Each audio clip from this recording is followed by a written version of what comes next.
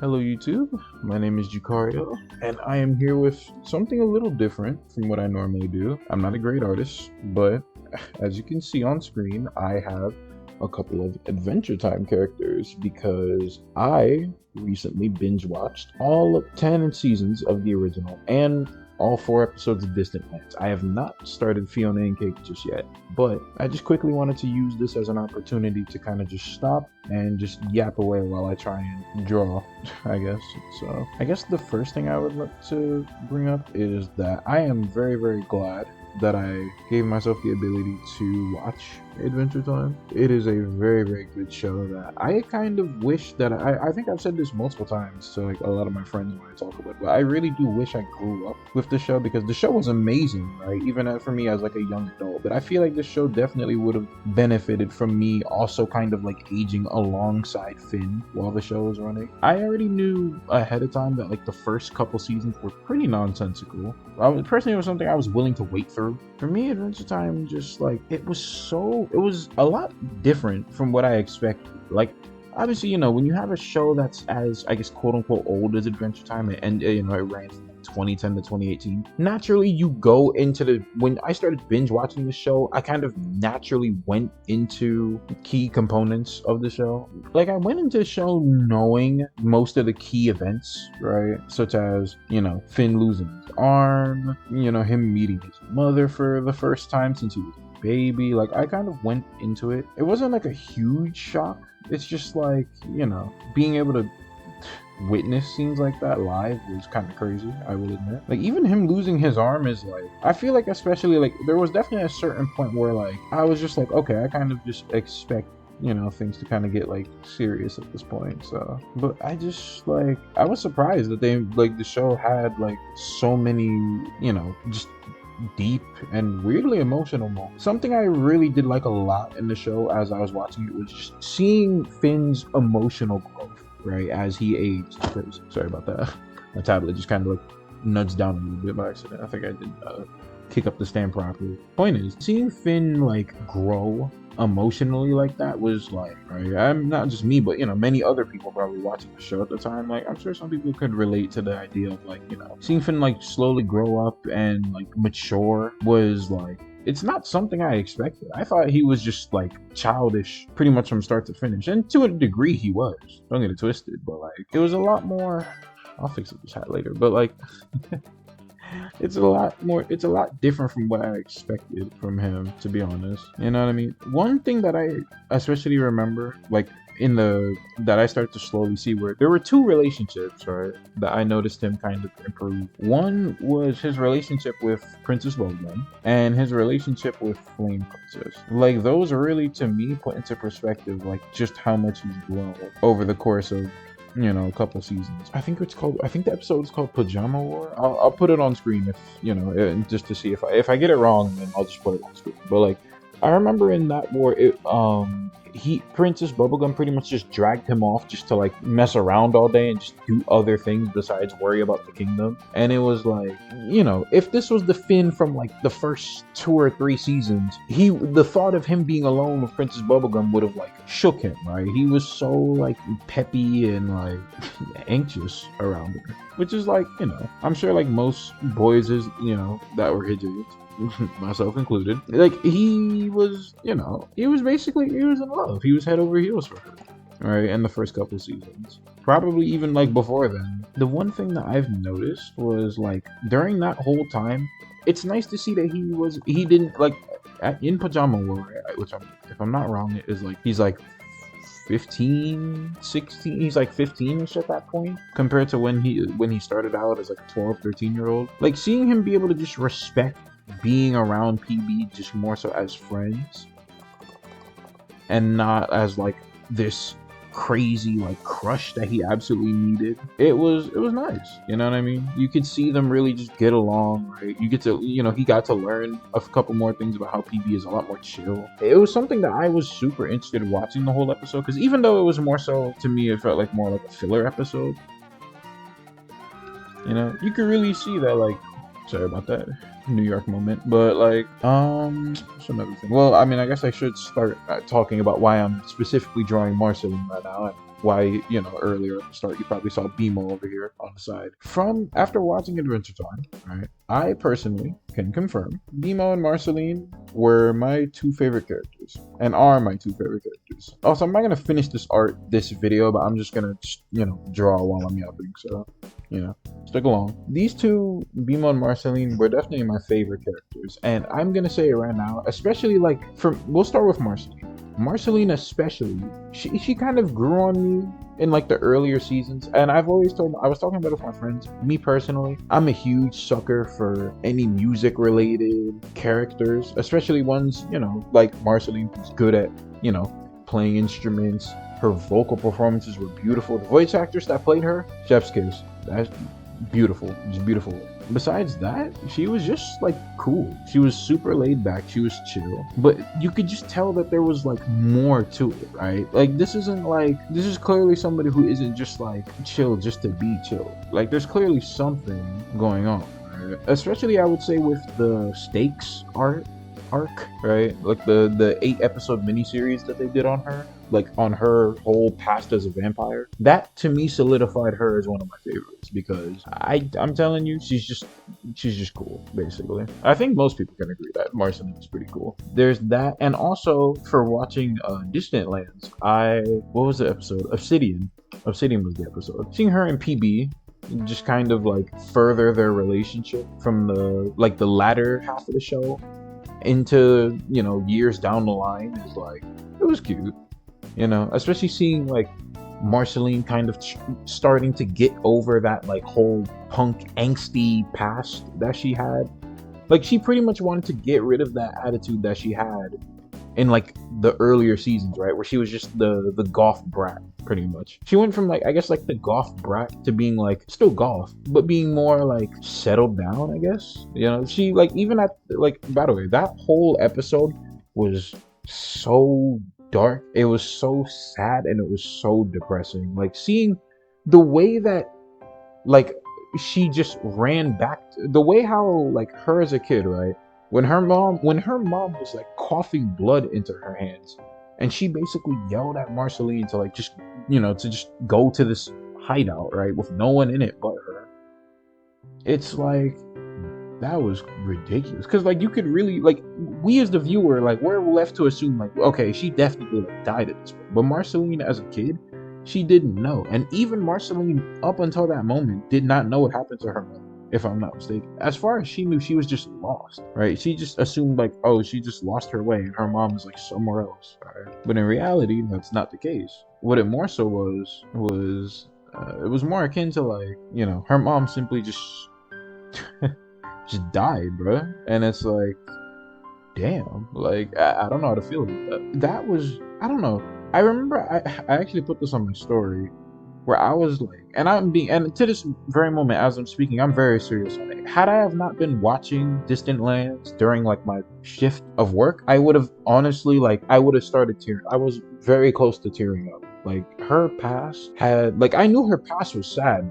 I didn't know it was like she basically got lied to as a kid and just could not cope with it in a good way, like at all. And like seeing that unfold, like hearing that unfold was ridiculous, bro. Right? And then while she's like singing her song to like these made up toys that she made up, and there's just fucking skeletons and empty rations all over the place, is like, it's ridiculous. And then when she revisited it, right, to revisit that stupid red button, and she got that final message from her mother, I was like, oh my god. I almost cried. Because obviously, we as the viewer, I think, I guess for people watching the show, quote unquote, like as it was airing, like they knew live that, her mother was probably dead. But Marceline just didn't know where her mother was. She just assumed she was just somewhere and never knew what happened to her. So seeing Marceline just, like, it's the way how, like, oh my god. When the call ended and the mom just dropped the phone on the ground, I was like, dude, I'm so serious. I was so close to crying. Even thinking about it right now, honestly, yeah, no, I get emotional just thinking about that. Like, that's such a bad way to hear. Like, you don't hear from a close family member or friend of yours for, like, I mean, for Marceline, it's hundreds and hundreds of years, but even for humans, let's say you haven't heard from like a close family member of yours for like 25 years, and you just get this final call, and it's basically them on their dying breath. That type of, like, how do you process that, like, mentally? I don't know. But, you know, Marceline, I guess her way, like she expressed multiple times throughout that episode, was that she basically just coped. She basically just got up and just coped and said, yeah, anyone that abandons me, it's clearly because I'm too cool for you. And it's like, damn. And that obviously spurred, you know, her more like, I actually, you know, kind of like her ego, especially in like the earlier seasons, where she was very much on this like, oh, you know, I'm just that cool, you know, that kind of thing. And it's like, damn, like you feel bad, bro. You know, she had no friend. Basically, it was just, she just had nobody up until Simon, you know, which is like that. As much as I don't like Ice King. I like Simon. I don't like Ice King. I understand it's not his fault and blah blah blah blah. Ice King was just so unbearable all the time. It was really fucking annoying. I can't. Anyways, well, I mean, as you guys can hear in my voice of, you know, me having to talk about Marceline for the longest time, she is definitely a favorite of mine. I don't think I'll really change that at any point. So yeah, that's all I really have to say about that. Next up, we do have BMO over here on the just show y'all on the side. And I'd say BMO was also my favorite because he was just really sweet and really optimistic. And I'm very glad that, especially in the finale, the show rewarded him for that. I mean, I'm sure for most people it seems pretty cheesy, and I will admit it was pretty cheesy, but it was cute, right? Even BMO's little finale song, what was it? Things will happen, happening happened, which is like, the lyrics made like no sense when I first heard it, but I love how like everyone from, you know, in the battle got involved with the singing. It was like, that was nice. Betty's sacrifice in the finale was also sad. Fern dying, that one was, it was sad. And it was even more sad because you could just see in Finn's face, like, Fern isn't just like an ally. Like, Fern is basically like a literal manifestation of him. If I were to get a clone, right? And that clone were to die in front of me, you would feel that. I feel like I would feel the same way, because it's not just a person, right? It's not just like a person or a pet. It's this reincarnation. It's this embodiment of you, right? It's basically like watching yourself die. That's basically the best way I could describe Fern and Finn watching Fern die. It's basically Finn watching himself die. It's like, that's crazy. I'm trying to think. Like I said, I'm just talking off the script and just ranting. But yeah, BMO was super adorable. I'm glad that they rewarded his optimism and his positivity. He was just adorable. Him in football, like, that was the goofiest shit ever, but it was really fun. But sometimes it's like, I'm glad that, like, I'm glad I watched the show, bro. That's basically all I'm trying to do. This looks really weird. Like, I know her arm technically starts back there, so it's like, let's just make it do, like, yeah, we'll fix that later, bro. Who are some other favorites of mine? I like seeing Princess Bubblegum slowly, not quickly, but slowly kind of become she starts to kind of get exposed as more so like morally gray the more the show goes on, which that I thought was cool. But also like seeing her kind of like take like those episodes, or even during like Stakes, right, that arc, seeing her take a step back from leading the Candy Kingdom and kind of just basically calming down, not having to stress out about what her people are doing every second of their lives. She can just chill out, right? You know, with her best buds, Finn and Jake, and her girl, right? And just sit back and enjoy life more. You know what I mean? That's a dream for a lot of people. Well, maybe not, you know, her being a borderline dictator a lot of times, which is crazy, but, you know. Besides that, it's like, you know, I'm sure a lot of people can relate to her being like, you know, just slowly wanting to just become more comfortable with, you know, life. It seems like Princess Bubblegum has pretty much just spent her whole life just having to like do something, right? Like, she never got the chance to like actually like grow up. She just had to be grown from the start. You know what I mean? Sorry about that. Also, I don't know how much editing I'm gonna do for this video besides just some cutoffs. I don't really think there were characters besides Ice Cream and, you know, like the villains, I guess, you know, like the Lich and such. Like, there aren't really characters I dislike. I still can't believe how much they managed to. Actually, no, not Elemental. Elemental was good, but I'm not thinking of Elemental. I'm thinking of Islands. When Finn met basically other humans, including his mother, for the first time since being an infant. Finn, people don't like. I feel like sometimes people don't understand. Not only is was well, not was not only is Finn in the original series very young, right? He's like you basically you basically age throughout Finn's teenage years in the original series, and the show starts with him at 12 and it ends with him being 17, and you just go along for the journey, right?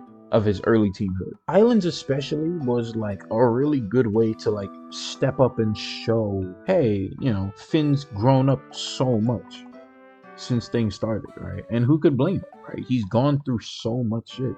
Like seeing him kind of like handling situations, like, not being able to bring his mom back and all that, like bring her back with him, is like that whole, like those scenes hit, especially when they were talking about the way his mom went out. It's like, it's crazy. Like he really inherits his mom's genes. Like the fact that she basically just gave her just she basically gave her life up for the sake of the island, right? And it's noble, just like something that Finn would do, which is crazy. Like the more I was watching Islands and learning more about his past, like his parents, it's crazy when you see it's like he literally, like obviously yes, he has his parents' genes, but it's funny because most of his genes came from his mom.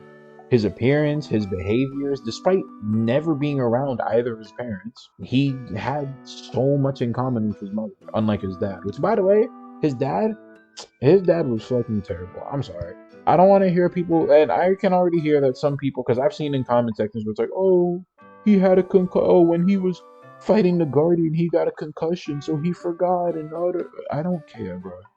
To me, he was terrible. He was a terrible father. It is kind of interesting though, because usually, like, it's funny because I think of it as like the complete opposite of Steven's dad, where like Steven's dad literally did like as much as he could to try and make Steven feel even like semi-normal, whereas like Martin basically just, or what was his name? Yeah, Martin basically just gave up. Like I understand he had the concussion or whatever, but it felt like he just gave up at some point. And it's what I found sad, especially when like he put on that VR set and went to go and basically talk to his mom one last time. It was like, it was adorable. I loved it. The single tear as he says goodbye and heads back home is like, damn. And then immediately after that, we jumped into, I think that's when we jumped into Elementals. That arc was weird. I didn't think it was like a bad, out of the three, right? Stakes, or what's it called? Yeah, Stakes, Islands, and Elemental. Elemental to me was, I wouldn't say my least favorite, but it was like the least interesting for me. To me, I guess it was just more so a way to like showcase just Finn's, like, Islands gave Finn more like emotional growth, and Elemental, I guess, was supposed to show more of like Finn's like physical, like, improvement, right? He's a better fighter, he's a better combatant, basically, right? And yeah, I don't know. I've just been sat here talking for like half an hour, so yeah. I don't know. It's hard to talk about shows like these. Not like they're super like crazy hard to talk about, but it's more so like I just wanted to come on here and just draw and just talk for like half an hour. It feels like it's been a minute, right? For anyone that's been active on my channel, you haven't heard my voice probably in like 2 months or so, maybe. Just to show, I'm still here, right? I'm still active. I've been dealing with school, which has been going. Let me not jinx myself on this channel, but I will say school is manageable right now. I'm not gonna jinx myself and say anything else. It is manageable right now. However, being able to record is not gonna be hard, but I don't think I'm going to have that crazy of an upload schedule this year, just because there's a lot that I have going on. Besides the fact that I'm a game design student, so there's always homework in that regard. I also am studying an entirely new language, that being Japanese, which I've been studying for at least a year now. I'm definitely having fun this semester. That's the best way I'll summarize my semester. It's fun so far, right? I get to, this is the first semester where the vast majority of these classes I really do enjoy, right? There's no more, it's not like I really have like a dud class, you know what I mean? So, at least I can say that for now. But, yeah, I don't know. I guess maybe, like, If I maybe if I feel like it, I'll probably make a more in-depth video. Maybe whenever I finish watching Fiona and Cake, whenever I get around to doing that, I'll probably make another video just, just talking about Adventure Time again, maybe like in like a better, more scripted way. But this is basically just me trying to say, yes, I loved Adventure Time. I watched the original and Distant Lands, which I didn't talk much about in this video. I'm now realizing. I think you'll be alright. Basically, TLDR, Distant Lands was really good. It was actually no, I spoke on Obsidian. BMO's Distant Land episode was adorable. It was exactly what you would expect for a BMO centric episode. Even the climax of BMO getting like broken apart, that was ridiculous. Like the fact that they went through showing, so I mean, it's not like it's brutally graphic, but like the fact that they went through for you to basically see BMO just shattered, basically, is crazy, you know. But yeah, BMO's episode was good. Finn and Jake's episode was really good, and that one, I'm pretty sure, as I said, that one is my favorite because it was so existential in the sense that, first off, the intro was crazy. The intro was basically a croak dream, right? Because it signified that at this point Jake is dead, right? And as you get further into it, you see Finn as an old man, and really, the title card basically the multiple title cards hinted that, damn, Finn was basically the last person to die, right? So the intro is basically just showing, his croak dream, because he's dead, or he's in the underworld at this point. So he goes around looking for Jake, and it's like, seeing Finn hit that absolute rock bottom when he thought his Joshua, and I forgot Jake's mom's name, but when his, I guess, adoptive parents, when he thought they died, and seeing him hit like that, must be like the lowest low that we've ever seen Finn at. Like, he wasn't like sad and disappointed, he was like in tears, like shaking from just the stress and sadness. Like, he couldn't handle it, right? And then, eventually, he found Jake, and hijinks ensue, right? And then the ending was really nice because, like, it was this idea that, like, they were both basically, it's weird. It was a really, I would say, bittersweet ending because to us as viewers, like, Finn and Jake, like, as like physical, like the Finn and Jake from the original series at this point in Oo's history is dead. Those two are dead. Like, think of they're dead. Pretty much everyone except maybe like PB and Marceline, and maybe like whatever the other characters are that could live for like hundreds and thousands of years, they weren't seen anywhere else. But it was basically like heavily implied that both Finn and Jake were dead, and everyone else is dead. And like, but at the same time, Finn and Jake both got reincarnated basically as heroes again. So, what was the last? Oh yeah, Peppermint Butler. That one was that one was okay. It didn't have that much depth. I would assume that whatever happened with what was it called? Choose Goose or whatever his name was. I'm assuming that whole little evil bullshit turnaround or whatever at the end, I'm sure that probably plays a role in Fiona and Cake. I don't know. I'll find out then. But that one felt more like how do I explain it?